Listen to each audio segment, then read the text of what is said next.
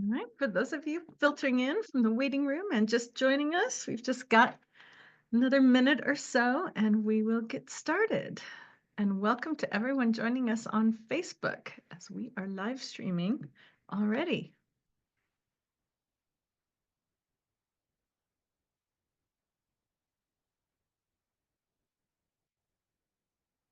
I like your background, Reagan.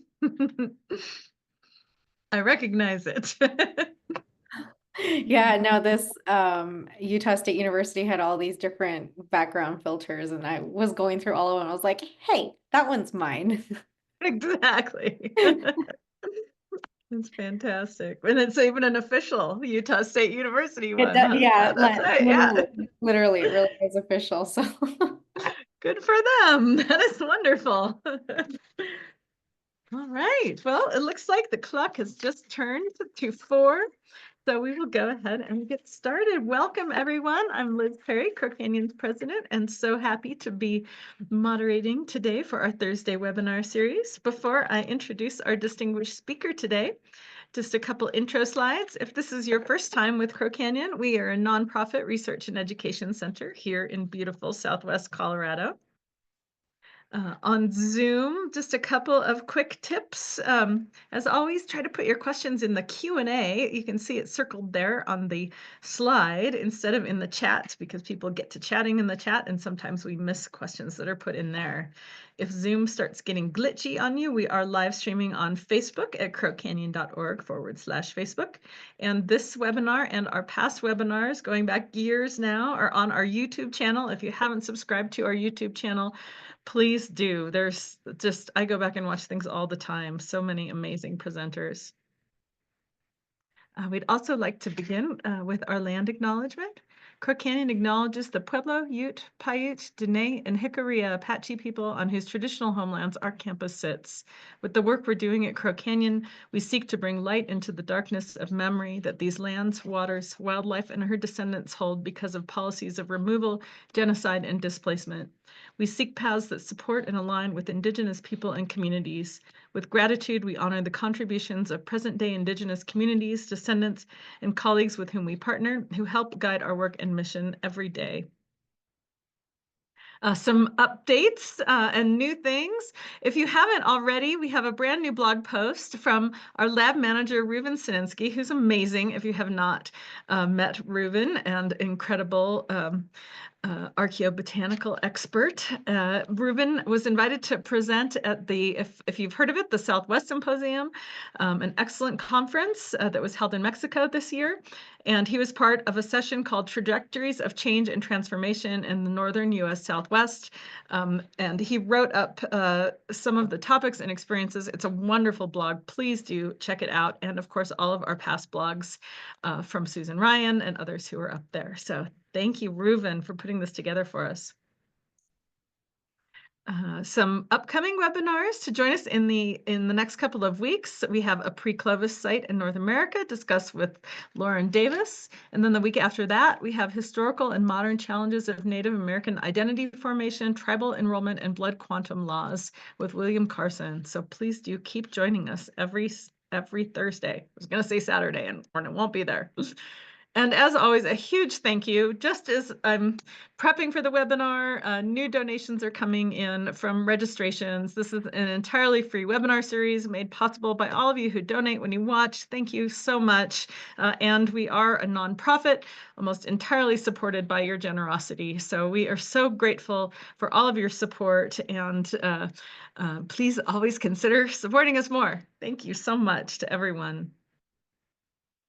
All right. It is my tremendous pleasure to introduce our speaker today. I have been looking forward to this all week.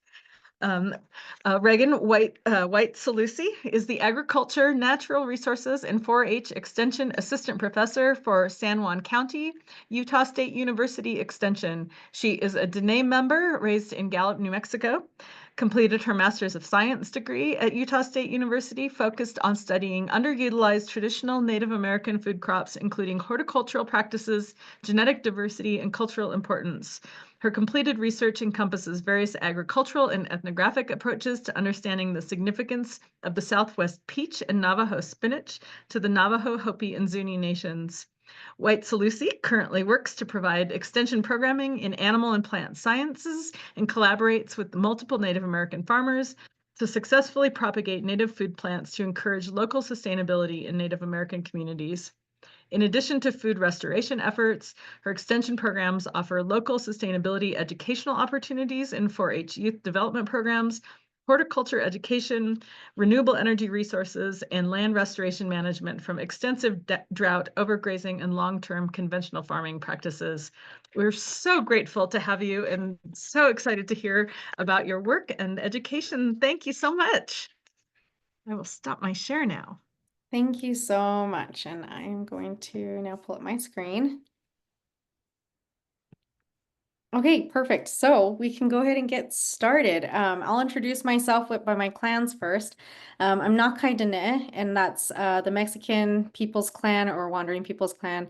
I was born for Sinshakini, which is the Honeycomb or Cliff Dwellers People Clan. My mother's paternal clan is Bilagana, which is Anglo, and my father's paternal clan is Totochitni, which is the Bitterwater clan and one of the first four original clans of the Dene people. So I'm gonna be able to share with you a lot of the early research that I did through my thesis, and then I'll be able to move forward into where we're going with that, where we are today, with both of the crops that we've worked with. So we'll go ahead and get started. So I worked with Hopi, Navajo, and Zuni, and so they're outlined there just to kind of give orientation to the Four Corners region. And all the land space that basically worked in. And then very convenient when I found this photo, I was like, hey, there's Gallup. That's where I grew up. So all in one showcase, all about me and the location of the research. A lot of the reason why this project came into play was I started getting education in agriculture in my second year of college. I didn't know I wanted to do this when I first set off to go and get a higher education degree. And a lot of it was based on how can we get, our people to start growing their food again? How can we get them back into agriculture?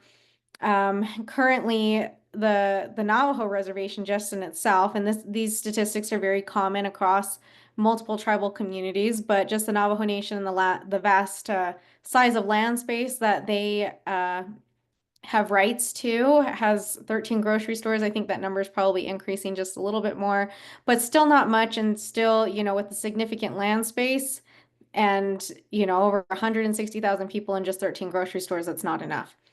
1 in 3 people, there's chronic illnesses that suffer from diabetes, there's obesity, cancers, various forms of cancers are starting to become on the rise throughout our communities. And a lot of that can also be contributed to poor diet change. Let's see. My slide's not scooting forward. Okay, so we have traditional food crops. We have corn, beans, and squash. A lot of people know those. A lot of people's there's several people that have studied those even throughout time in history through archaeology. That is something that is constantly being studied, which is fantastic. But I specifically focused in 2 under-recognized crops. One of them is a native plant, so we actually we call it Navajo spinach. I call it the fourth sister now, adding to the three sisters trio. And that was also credited by Toby Hemingway. He's an author and a permaculturalist. He is passed on now, but if you look through some of his materials, he also credits Navajo spinach as being the fourth sister to the three sisters trio. So that's what this looks like. It's the Rocky Mountain bee plant, also known as Cleome serrulata. Then I have on here native peach. I usually call this the Southwest peach, but I initially started calling it the native peach because right now we're starting to look at it as, is it a land race potentially? It's been among these communities for so long, and we'll talk about what that looks like as we get later on into the presentation. And so this is just a picture of, kind of the orchards in the back, the fruit trees in the back. This is a traditional Navajo farming site. That I still work with this family specifically, but that's just a good picture just to kind of see some of the dynamic that's there. They'll also have the squash and various beans and melons growing between that space between the corn and the fruit trees as well.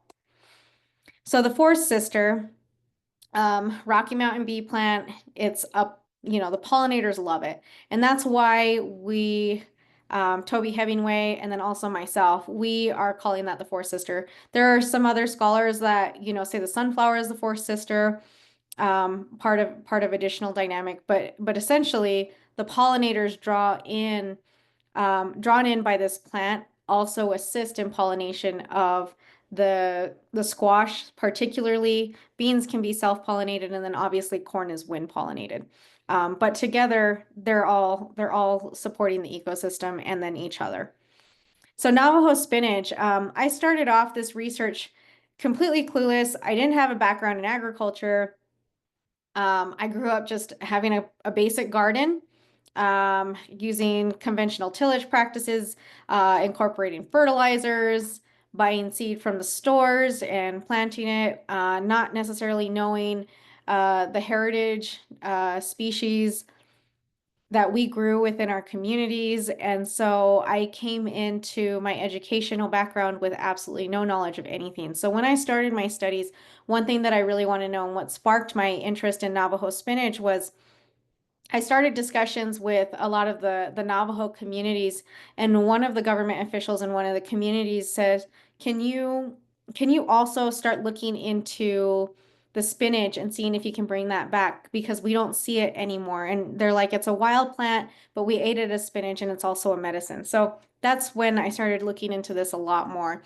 And so since there's really little to no information on this plant, I wanted to know a couple of things because I didn't know much about its uses or anything other than that it was eaten. So what is its importance and use to, all the various groups, the nations that I had worked with at the time? What are the obstacles in growing it? Is it hard to germinate? So that's where some scientific, germination study research, which I won't be sharing with you in this presentation, but that is available and we do have a publication on it if you guys are interested more. So these are a lot of the common names that are known for this plant. It's in the Cleome family, Cleome but also closely related to the mustard family. It grows throughout much of the United States and into Canada. It doesn't grow in the south of the United States. It's too humid and moist there. But Native Americans all across the regions and where it was abundant harvested and utilized this in similar ways as a spinach. It thrives in sandy soils, waterways. It loves the water. It definitely does rely on the spring moisture to be able to germinate, and then once it's germinated, then it grows and it's able to complete its life cycle. But if it dries out too early in the spring, even though it's germinating, it gets too hot, the plant can wither and it can die, and then it won't complete its life cycle. It is an annual plant. It definitely grows upright. It branches.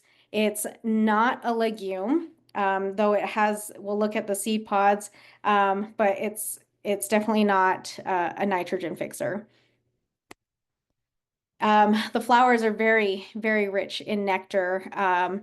The plant itself actually kind of stinks really bad, which is why it's called like skunkweed or stink plant or, any of those common names. And so but it begins to flower in the midsummer and it has indeterminate buds, so it continues to grow and then generating seed pods as the flowers get pollinated or fertilized.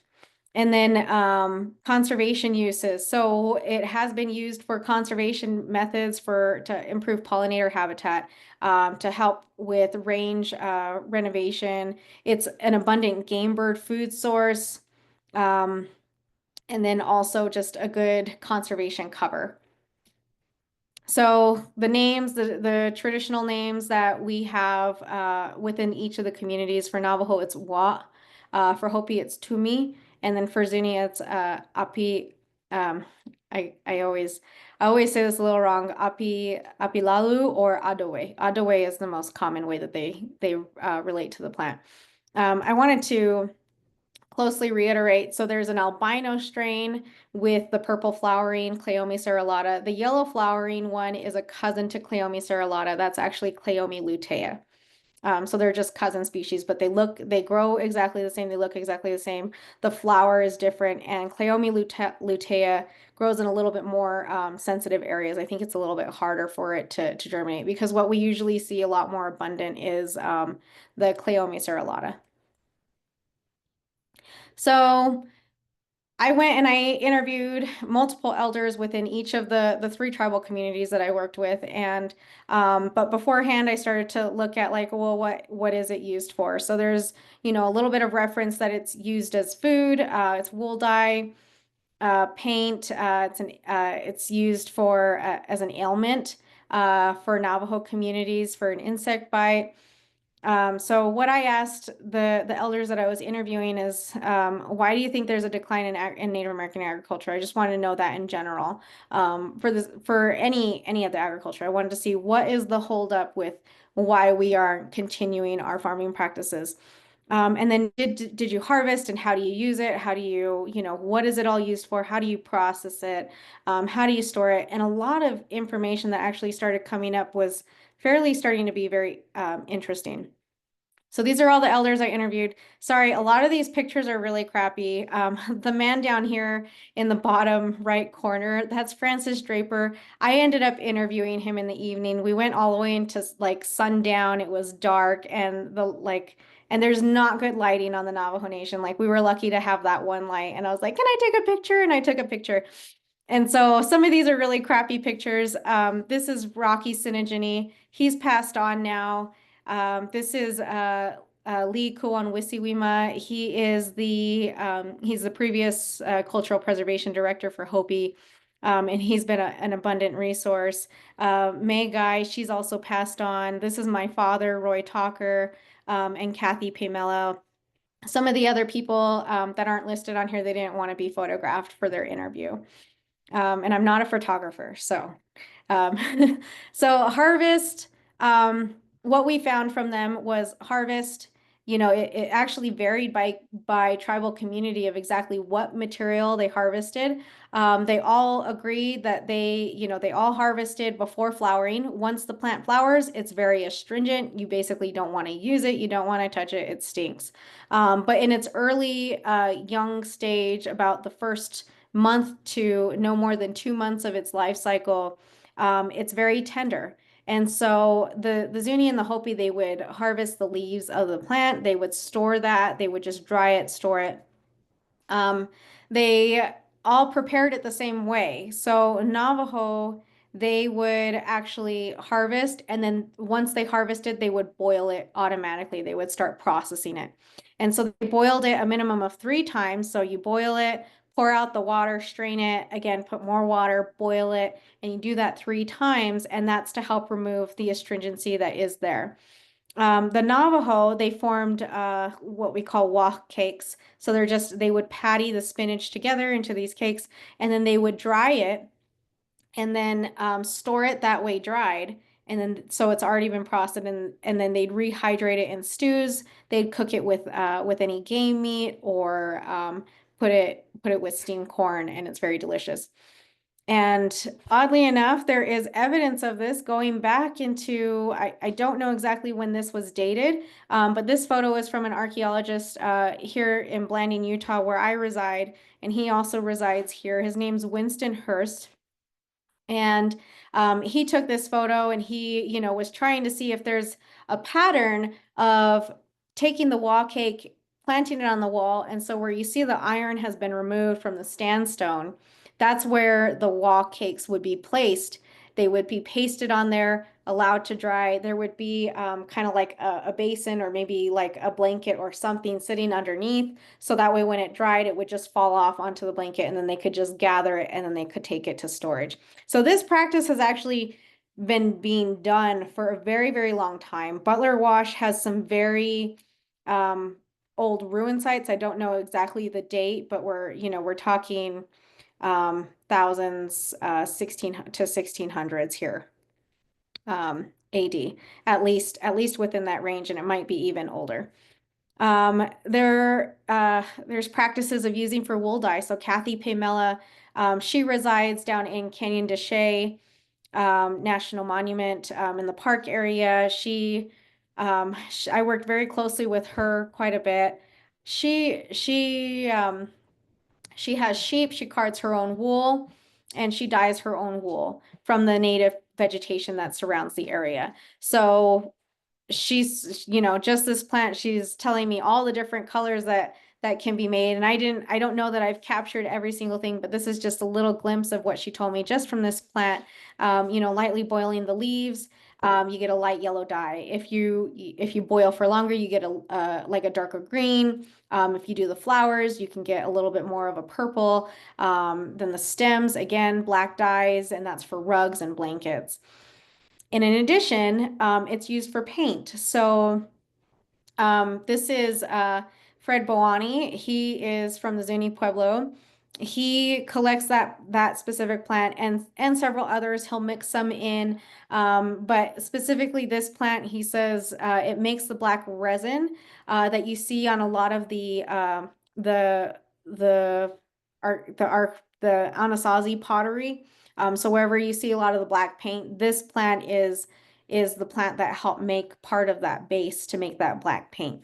So all they would do is just continue, you're making, dyes for your wool or whatever. You continue like dehydrating the remaining water and anything that's been pulled off from the plant, and then you are left with a black paste, and then you can use that, you can dry it out, store it, and then just rehydrate it for whatever consistency is required to be able to paint whatever they are painting. So medicinal and cultural uses. It helps with stomach cramps, or stomach problems. It helps with fever reduction. It's a blood fortifier. It's also good for any bug bite ailment. A lot of what you'll see in current literature says, it's just ant bites. I've personally used it for mosquito bites. Right after I got a mosquito bite, I took a fresh leaf, just kind of like crushed it up to get some of the oils and the natural, um, I'm missing my terminology, alkaloid, I think, and just kind of placed it on my arm, and it took the itch right away within about 30 minutes, and it never returned. Inflammation went completely away. It's almost like it absorbed and drew out any of the irritant from the mosquito. It's been a part of several medicine mixtures that are listed there. And then it's also a clan group for some Pueblo tribes. So it's a cultural, or it's a sacred plant per se. And so this plant has basically been engulfed in their communities for a very long time. But again, populations are getting smaller, so temperature, precipitation, overgrazing, erosion, is it over harvesting? And a lot of what we started to see was moisture problems as we germinated this plant. We just saw inconsistent germination previous for our germination studies, but overall we saw that the plant required chilling, so it needs a cold winter, just above freezing, to be able to accumulate. And we did those trials in about like 4-week cycles. We also did 8-week cycles. So is there double chilling? Is there just, can we get away with 4 weeks chilling? So as long as it gets fairly cold enough and then the moisture is there, the seeds need to be able to swell and then also have the opportunity to germinate. So it's a combination of both together. So if you want to know more about that, this is the article. I'll go ahead and pause here for about a good 15 seconds, so you guys can take pictures or write that down, and I'll take a drink.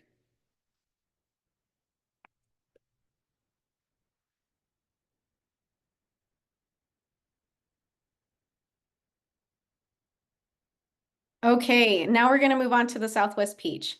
So this is actually where I started to go. I'll give you a quick backhand story. I went to Utah State University for the second year, or my first year at Utah State University, I completed.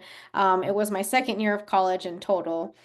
I got an internship working underneath the fruit specialist in extension and also for the College of Agriculture there at Utah State University.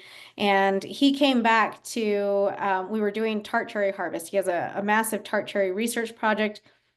Um, and we started talking about this peach, and he didn't know anything about it. And so he's the one that actually encouraged me and pulled me in and was like, we're going to get you to start doing research projects. We're going to get you funding. You can start as an undergraduate researcher. There's money available for, for your degree program. And then we can look for funding to get you into a graduate student program. So I was like, oh my goodness, how many years am I going to go to school, and can I afford this? But little did I know they were coaching and they were guiding me along this whole way. So um, to start out again, what information was known? I did a whole literature review search. I started going back into Spanish documents as well. Is there any indication of like what's the earliest finding of peaches being talked about in America? Because right now peaches are accredited for being introduced into the American continent by the Spanish. The earliest account that I saw was from Friar de Alonso, Benavides from 1630. And as they were traveling through Mexico and going up through along the Rio Grande to get to Santa Fe. What he wrote in there is there was vast orchards, that were spread from tribe to tribe along the Rio Grande, already growing in abundance by the Native American people as they would travel through along the Rio Grande. And so there is no indication of any, at least that I have found, or that other historians that I've talked to, even in New Mexico, have found as they've gone through a lot of these old Spanish documents. And so it's thought to have actually spread from tribe to tribe in advance of European settlers at this point in time. And then after that account, there's really not any other account after that that talks about any introduction or anything. The next large pool of information on peaches growing within any tribal community across the Southwest region is when the destruction of the fruit trees within Canyon del Muerto and Canyon de Chelly both were completely cut out as a Scorching the Earth campaign. This was happening in association with the Civil War Scorch of the Earth campaign that was happening in the southern states. And so it was the same approach that was taken into the Navajo community for when the US government was trying to round up the Navajo and getting them to sign agreements and to stop raiding because there was raids going on back and forth between Mexican, between Ute, between Dene, between Pueblo, between the government system, and it was just a bunch of chaos. And so this was one of the means that the government had taken upon themselves to be able to say, as we're coming in and we're securing these lands, we need to contain these people. And so it wasn't until after the complete destruction and annihilation of over 4,500 trees, which is what Captain John Thompson has accounted for in his journals, that the Navajo people officially within that region gave up to the U.S. Cavalry, and they started the long walk. So they traveled from Canyon de Chelly over to Fort Defiance.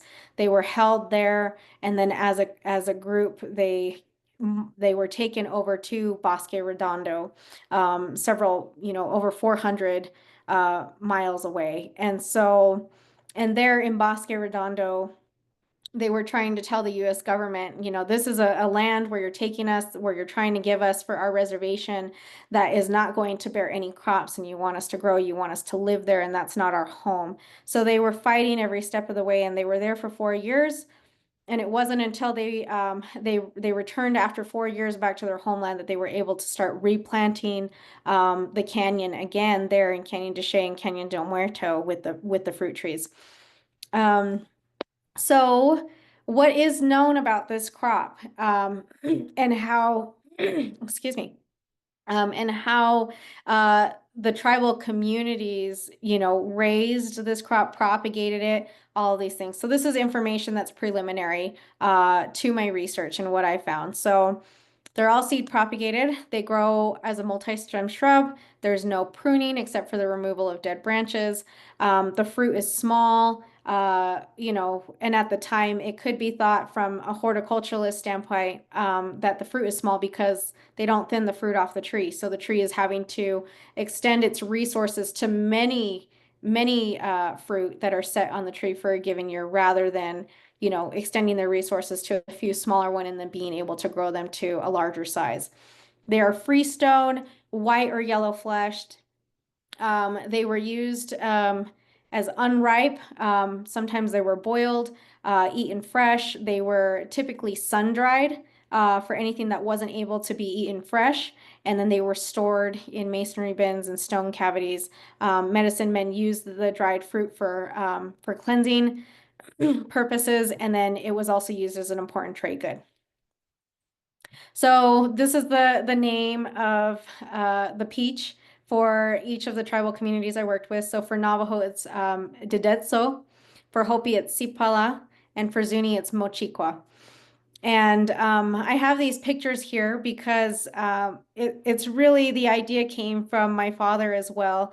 And my father is in the picture with all of my aunts and uncles there. He's the one hugging the dog all the way to the far left of your screen. And in the back, you can see the fruit trees were back there. They had their garden in that whole entire land space. And we went back, and the picture to the right is what I took in 2015, and all of those fruit trees are gone. And there's Russian olives growing there now. There's absolutely no remains.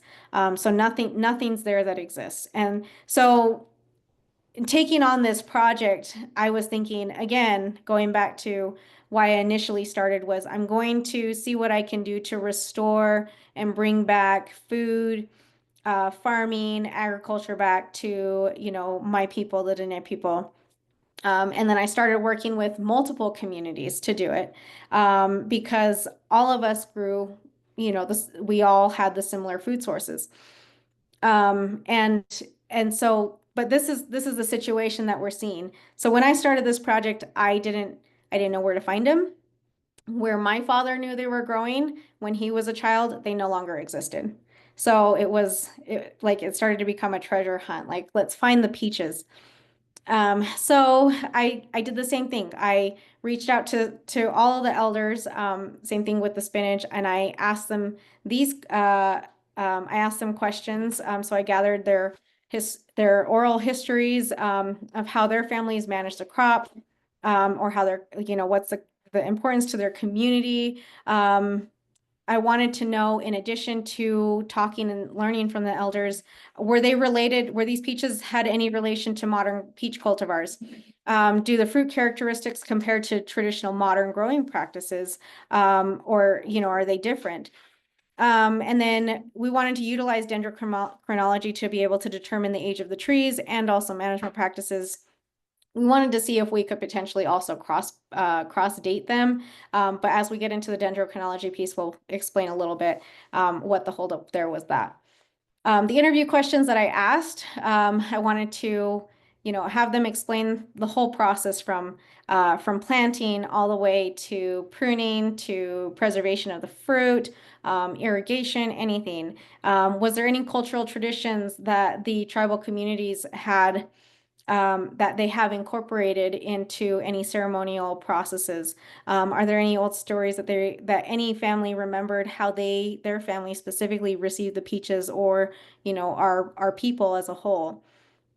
There was most of the peach. Where were these orchards located? Because they were disappearing or they had disappeared. So where were they located? So that way we could start to look at, like, where is a place that we can start to reintroduce these and work with those families to do it if these were places where they were successfully grown in a previous time. So what we found is every tribe is different. Seed propagated, yes, all of the tribes seed propagated. But in Zuni, the Bowani family had an account from an elder that was passed on in the 20th century of grafting these peaches. And how that was done was he would take an axe, and since the trees are multi-stem branching, he'd take an axe, cut off a portion of the branch with the root, take that and then repropagate it or replant it, and then it would grow another tree. So, and he was successful doing it. I still haven't completely been able to analyze all of that information and to see if we can start replicating that process. I am doing propagation work right now with traditional like softwood and hardwood cuttings at the moment in time. Elders, all of the elders I talked to, a lot of them were very old, some of them in their 80s, some of them in their 90s. Not a single one of them said that they ever planted a single seed, but they were harvesting from the same trees that they had when they were children. The only occurrence where there was new planted seed was in Canyon de Chelly, and a lot of that I think is kind of like a remembrance of the past traumatic history that had taken place through the canyon in the 1800s. Volunteer seedlings are known to have been growing out of canyon rocks, so just eating a peach pit, throwing it, and then the pit germinates on its own as it gets buried in the sediment or somewhere, and then it starts to grow. And my advisors, they're telling me that's an indication that this, is kind of more of a wild strain. Pruning, only deadwood again, but thinning, it's the reason why they don't thin is because it's culturally a no-no. You're stopping life at the start of its opportunity to be able to succeed and progress forward. And so that's why thinning is not done. So only the deadwood is removed. They do encourage root suckering to regenerate the trees, so stimulating new branches to be able to grow in place of branches that may break off from heavy fruit load, or that may die off from harsh winter or whatever the cause, pest problems or anything. Irrigation. These orchards are located in various locations, but there is a common aspect in all of the places that they are located. They're either located on mesa shelves, like you see in this picture here, or in canyonways. So areas where water collects in high volume. So this is on the Zuni reservation. I'm gonna take my mouse here, and down here in the background, that's the valley that the highway goes through the village community. So the village is way down there. You can see there's some of us down here walking around. This is one of my advisors. This is actually me down here, and so we got down, and one of my advisors remained on top and took a picture. But this was an orchard that my late husband had gone to and knew existed since he was 8. And a lot of people in the community don't even know where these orchards are or how to get there. There's only a handful. And when he was there, there was over 20 trees that were planted in this area, and they were growing. They had flowers at the time. It was springtime when he had gone down in that area. And at the time that we went down, and this is the pathway down, that's my late husband there. And then my advisor in the back, Grant Carden, he's our soil extension specialist for USU. He's the one that took the picture at the top. But there was just a couple of trees. This is a tree here, and this is a tree here that I came up to. And they were barely hanging on.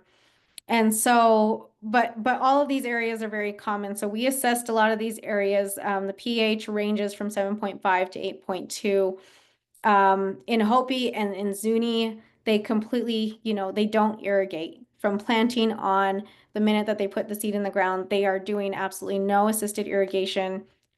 Um, there's now, because of the extensive drought, that's the person that I interviewed specifically from Hopi, so that he occasionally watered it, but only when the leaves look wilted, which is not very often with these trees. It may be a couple times a season. For Navajo, they irrigate the young trees to get them going, to get them established. And then for the Navajo community, they're the ones that mostly plant them in the canyonways, So once those trees get mature enough that their roots start to tap into groundwater systems, then they're basically sustained, and they're not necessarily irrigated year round either. Only just a few times again if the leaves look wilted, or when the fruit actually starts to ripen is when they want to irrigate. Okay, so harvest again, traditionally sun-dried, where they dried them. Sandstone shelves. They use screens now, or anything that they can kind of hold them up off, and be able to have things to allow air to pass through to allow them to dry.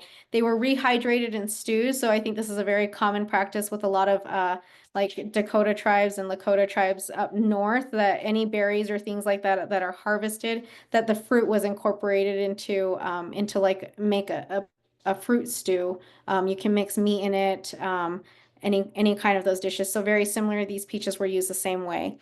Cobblers, breads, peach sauces. It's also mixed in and made with corn cake as like a fruit additive every once in a while. And then how did they get the trees, or the seeds? How did this pass on?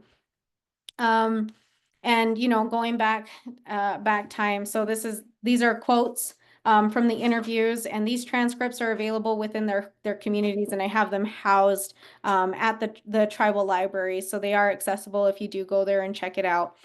But in Hopi, there's a lot of involvement from archaeology and historians coming in, and so a lot of the people in the community definitely hear and reserve, like, what they're being taught by the experts. But they do their spring ceremonies timed with the peach blooms. So when the peaches start blooming in their community, they start their spring dances, and they continue every single day until the peach trees stop blooming. So that's an old practice. I asked how long has that been in place, and it's Hopi. They're one of the oldest tribes in the Southwest. Um, and that's, they can't say, that's a very long time. And then, when we talk about ceremonialism within our tribal communities, that's never something that we change at any given time. With the Zuni people, the couple elders that I talked with there's one that's really old. She said, we're not sure where they came from, but they've always been growing here. There's a religious shrine at that orchard that I showed you that had actually collapsed, and there's a couple others where their priests, their ceremonial priests do go, and they pay they pay or give offering to pray for the fruit orchards on a yearly basis. Then I'll tell you this story as quickly as I can. She also said that they were having their home renovated, and their home's right in the middle of the Zuni village. And as they were having the floor ripped up, there was this door on underneath the floor tiles, and the contractors went in. They went down into the rooms, and it was like an old Pueblo room, like what you see in an old Anasazi ruin site.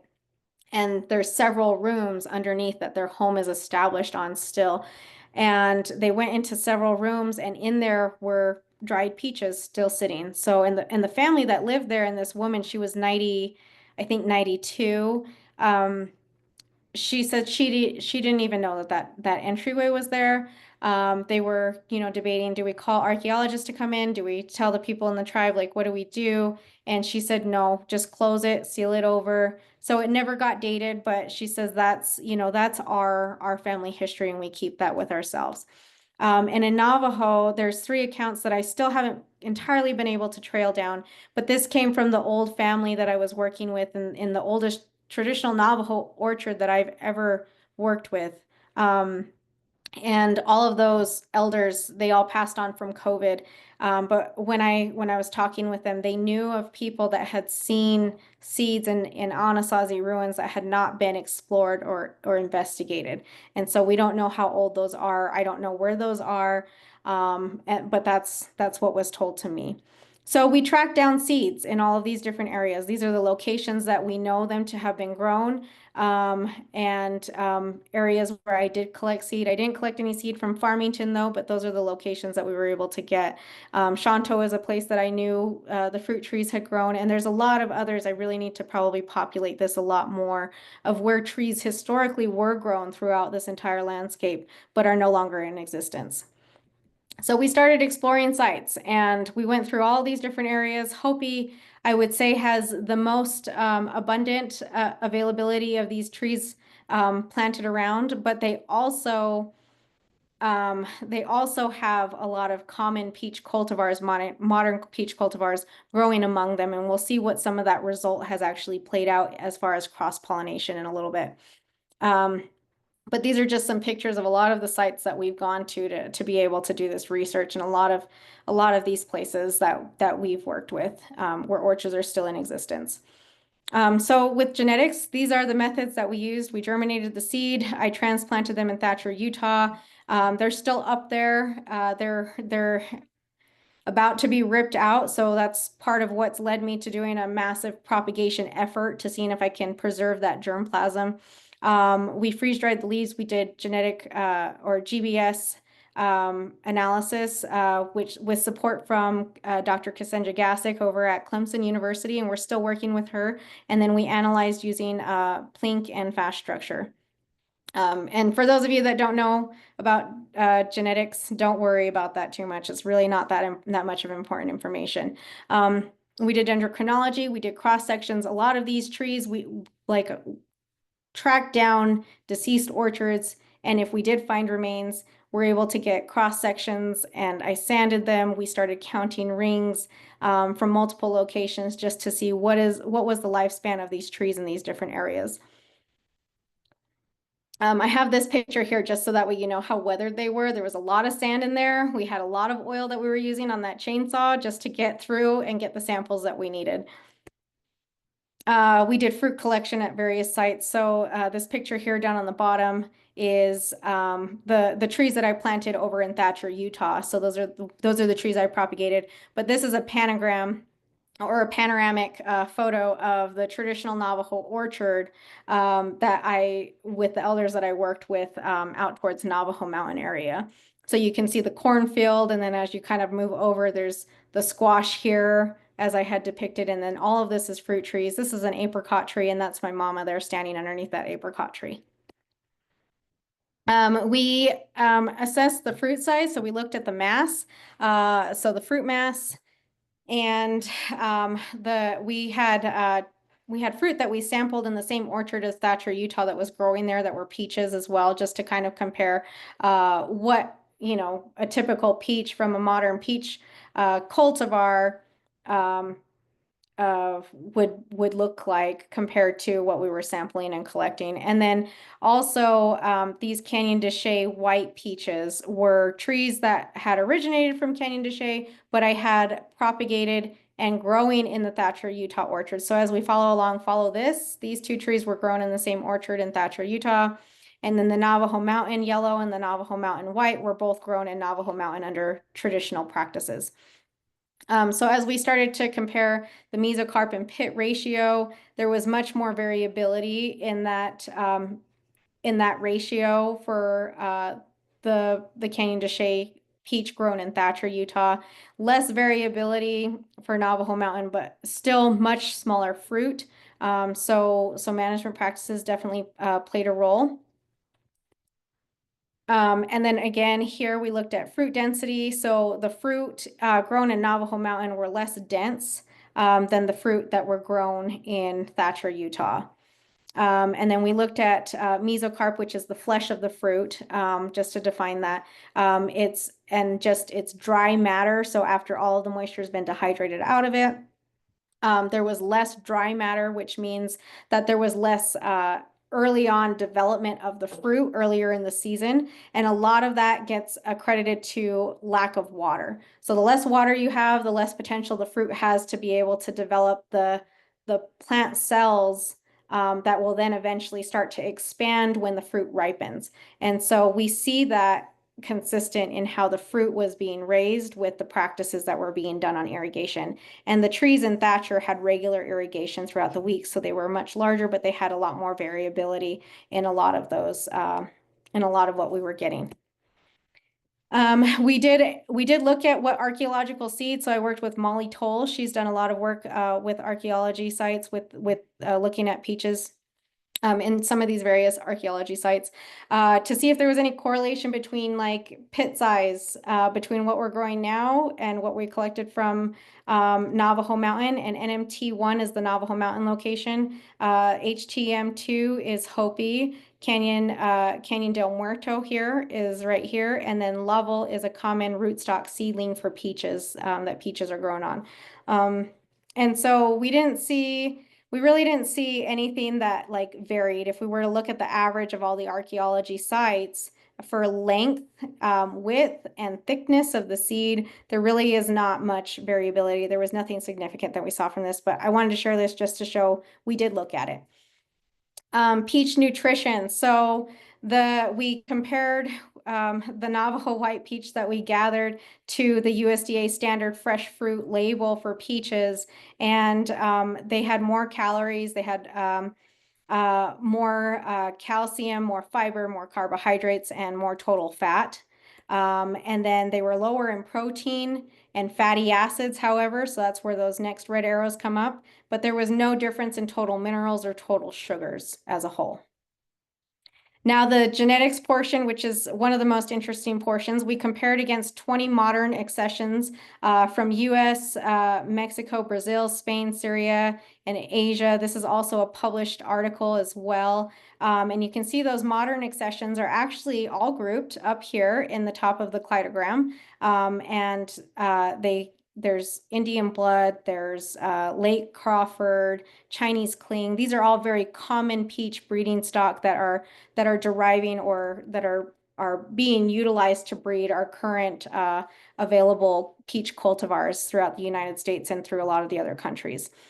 And then as we look at the seed sources collected from the various locations, we had Navajo Mountain, Hopi, and Canyon de Chelly peaches, and they all grouped regionally amongst each other. And so this is an indication that they are so inbred and they've been so isolated in these communities that they've become inbred populations amongst themselves, and they've cross-pollinated amongst themselves long enough. The blue arrows that have just shown up are four seedlings from Hopi Third Mesa that had cross-pollinated, and these were specifically growing among other peach cultivars. So that was specifically from an orchard where the homeowners were like, we don't know for sure, but we have these, you know. And so we took them, they said, let us know. So I was able to let them know, like, hey, they're related to the crosses. They're not from the original peaches that were being grown over 400 years ago. This is just a PCR diagram showing how they group. It's another way just to show how to group the genetics. Dendrochronology, the tree rings in itself, some of the maximum ages in a lot of these, and we averaged these. So Zuni, it was a lot shorter from what we were able to find. Maximum age range for Hopi was above 70, Navajo Mountain, again, all the way up there. And some of these samples, as I've worked with dendrochronologists, they were so weathered, the bark, the pericarp was removed. And I said, you know, there's a lot of weathering on this. How many tree rings could potentially have been removed? And they said, well, you know, you could easily have, with as small as the rings are, have around 10 to 20 rings have been weathered off of these stumps at this point in time. So we estimate even above what we've actually been able to catalog now. I won't get into the basal area index or growth increment variability, but basically, to conclude this portion of the study is irrigation was dependent on orchard location. We saw that also it matched with the dendrochronology, which is what that basal area index is relating to, is that there was so much variability early on, and that was for irrigation. We saw that consistent within the, you know, basically just saying that what the elders were saying to me aligned 100% with what the scientific data was showcasing. Lifespan of these trees can be up to 80 to 100 years at a time. We, had 70 to 80 years of confirmed rings. I also saw instances of missing rings, which means on a very dry year, a tree doesn't produce a growth ring. And so if you have that going on occasionally, you'll see in one portion of the tree trunk that maybe a ring started to form, but as you keep going on, the ring doesn't continue all the way around and complete a full circle of growth. And so those are what we call missing rings, or maybe, it didn't grow a ring at all. And then with the communities being able to regenerate the trees to grow multiple stems at a time, even though a branch may have come off, and we took a picture in time, one branch, saw that it was 80 to 100 years old potentially, but it doesn't mean that that was the only branch that existed for that tree. It could have had multiple branches growing in its lifetime, and there's no way that we can date a rooting system. So with that, we also saw that there was significant difference from modern peach accessions. They were so inbred from their isolated populations. They were so isolated even between their own regions. But there's outcrossing in the Hopi communities, and it's a very nutritious food source. And as we get into the genetics a little bit, I asked our Dr. Gassick what causes an isolated population, and she said, well, if you take one seed, and peaches can self-pollinate. So if you take one seed, germinate it, allow it to self-pollinate, take a seed off of it, plant it, get another tree, allow it to self-pollinate, replant it. You do that 6 times, you can eventually get an inbred seedling. And I said, well, these trees grow in communities. So how many generations, or how many times will we need to do that if we have the potential of cross-pollination within their own communities? And she said it could take up to 50 occurrences of doing that repetitively over and over. So then I'm like mind blown. Like, these are old trees. Just that in itself is crazy to start thinking about. So we have a lot of current studies. People have been reaching out from all over, saying, hey, like even in Iowa, we have peaches like what you're talking about. Nobody seems to know who cares for them, but they're just growing in these back countries, and they look exactly like what you have.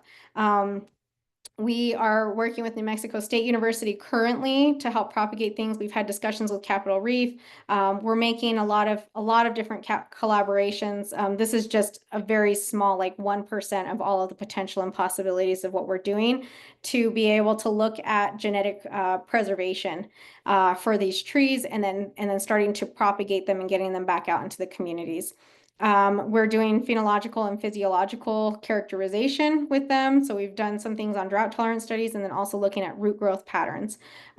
This is just an example of what's been found with Iowa and, heirloom peach trees, and exactly what their peaches look like in one of the old articles that they've been passing around. This is just a snapshot of our drought tolerance study. So they are we do see that they recover more in drought circumstances, and they grow a lot better. So if you read the article, you can take a screenshot of this as well, and read through that article. And then we replicated it and tried to look at, well, how do they actually root? What gives them that advantage? Let's look at their root systems by direct seeding them into the ground. And then, we destructive harvested them, and we looked at this, and we started to see a lot of differences in just how, if the tree is planted by a seed, how that root system is allowed to structure itself going through the soil base versus having it in a container and having it constricted and starting to grow and cycle around in that container. And so we did see differences. The trees that were planted as seeds started to grow directly down. They send these sinker roots down, straight down into the ground, and they keep going. And we must have dug down. I think I'm not very tall. I'm 4'11", and that hole's almost as big as me. And there were roots that were still going down that we didn't see. And these trees were planted for at least 3 years before we harvested them. So that's what the root systems look like. Again, we used level liner to be able to compare to the Navajo seedlings. And so we saw more fibrous roots in the trees that were grown in containers versus those that were direct seeded. And then they compete well with the grassland, which in any orchard industry, that's one thing that's a downside effect of growing fruit trees, is they don't compete well with the grass roots. So just acknowledgements here to wrap up. Funding sources that we've had over the time. I think I've done this, like all of these projects, probably on about $30,000 in total. And then all of the tribal partners, a lot of people, there's so many more people that actually need to be listed on this as well. So with that, I will go ahead and take questions. I'm sorry I got to the hour. No, it's okay. We've But got a few I wanted to minutes. share as much information as I could, and all of it is very essential to tell the entire complete story. So Oh my gosh. No, thank you. And as Taylor reminded me before we started, she said, tell Reagan that if she wants to come back and talk more about the ongoing work, that we would love to have you, and we would. This is a topic that is very near and dear to the work that we do at Crow Canyon, and so many of our folks, both professionally and personally involved in farming and agriculture. So thank you so much. We do have some, let me do a few questions, because folks put some questions in the chat and in the Q&A during the presentation, who clearly know something about this. One of our viewers asks if any of the traditional peaches were red fleshed. well, there's that one peach that I found. It has a little bit of red flesh. That's probably the most that I've seen. It's more typical white, Zuni, white, Canyon de Chelly, all white peaches. It was the orchard in Navajo Mountain area that had yellow fleshed, white fleshed. Like they had an abundance of everything. Wow. So That is, very, very a lot of variety out there in Navajo Mountain area. that's fantastic. And you might have touched on this. This question came in kind of early, but someone asks if there's been any work on soaking the seeds or other preparation to help with the spotty germination. Okay, so and that's for Navajo spinach specifically. Oh, yeah. So what I did is I did do like a pre-soak. What did I do? 4 hours. I just did a 4 hour pre-soak. I even tested them with hydrogen peroxide to see if any kind of scarification method would benefit. Scarification didn't benefit. A pre-soak method did benefit. So look at that article. I had to dig back into my brain on that because it's been a while since I've actually thought about it.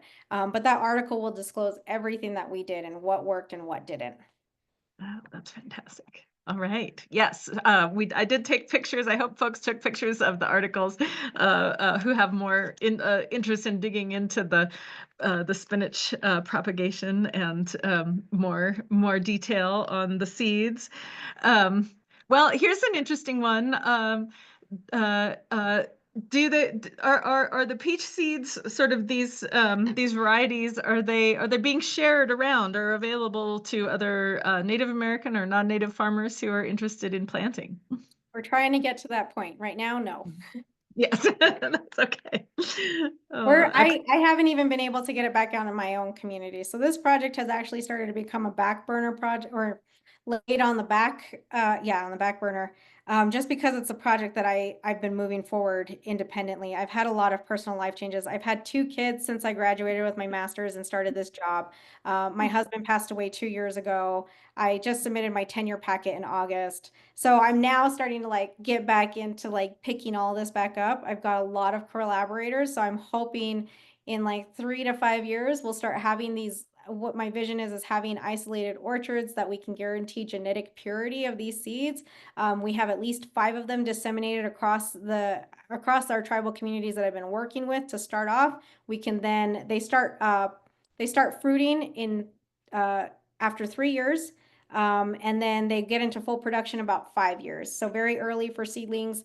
And then so with that, we can be able to start getting the seeds and then giving it out to people. So I am creating a list of people that have asked that, like, I can get you on a list.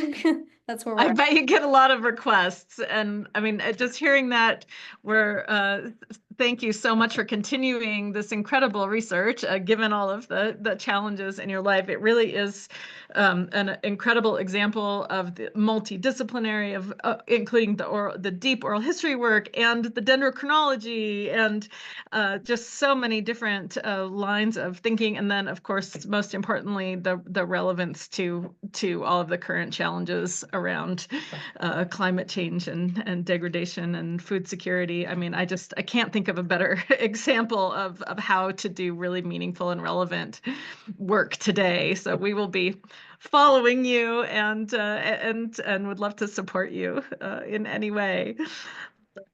I just want to give a quick shout out. I don't know that if she can unmute, but our Executive Vice President for Indigenous Affairs, Teresa Pasquale, has joined us with her spotty reception up from her village at Acoma, and is also an amazing farmer in her own right. So I just wanted, and she was excited to meet you. So I just wanted to, there she is. Thanks, Teresa. Teresa, I did have somebody from Acoma reach out to me back in 2023, I think. I think my husband had just passed away, but I have his contact information. He says, we have some trees, we want to work with you. So Yes, and we want to bring tribes in to this. yes, Reagan, thank you so much for being a part of the Crow Canyon